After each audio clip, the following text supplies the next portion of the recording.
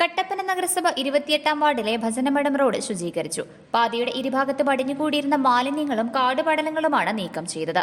Idukki live വാർത്തകൾ നിങ്ങൾക്കായി അവതരിപ്പിക്കുന്നത് ആയുർധാര പാരമ്പര്യ നാട്ടുചികിത്സാലയം കട്ടപ്പന 20 ഏക്കർ. എല്ലാ ദിവസവും രാവിലെ 8 മുതൽ 6 മണി വരെ സേവനം ലഭ്യമാണ്.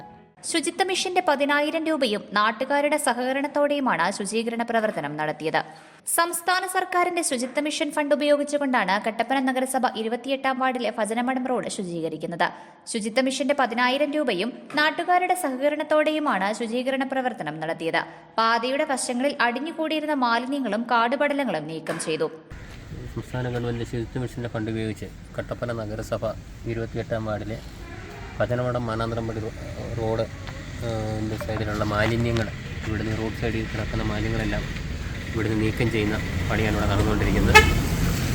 ഈ പണി നാട്ടുകാരുടെ സഹകരണത്തോടു കൂടി മുന്നോട്ട് 10,000 രൂപയാണ് നമുക്ക് ശുചിത്വ മിഷൻ്റെ ഫണ്ട് കിട്ടുന്നത്. പക്ഷേ ആ തുകയ്ക്ക് ഇത് തീരില്ല.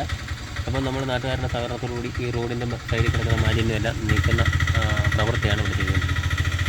നിരവധി വിദ്യാർത്ഥികളടക്കം കടന്നുപോകുന്ന പാതയുടെ വശങ്ങൾ കാടുമൂടിക്കിടന്നത് വലിയ ഭീഷണിയായിരുന്നു സൃഷ്ടിച്ചിരുന്നത്. കാടുപടലങ്ങൾ പിടിച്ചുകിടന്നതിനാൽ മാലിന്യമടക്കം തള്ളുന്നതും നിത്യസംഭവമായിരുന്നു. അതോടൊപ്പം ഇഴജന്തുക്കളുടെ സാന്നിധ്യവും ഉണ്ടായിരുന്നു. കൂടാതെ റോഡിന്റെ സ്വാഭാവിക വീതി കുറയുന്നതിനും കാരണമായി. ഈ സാഹചര്യത്തിലാണ് റോഡിന്റെ വശങ്ങൾ ശുചീകരിച്ചത്. Idukki live news Kattappana. Idukki live വാർത്തകൾ നിങ്ങൾക്കായി അവതരിപ്പിച്ചത് എത്ര പഴകിയതും രൂക്ഷവുമായ വേരിക്കോസ് വെയിനിന് ശാശ്വത പരിഹാരം.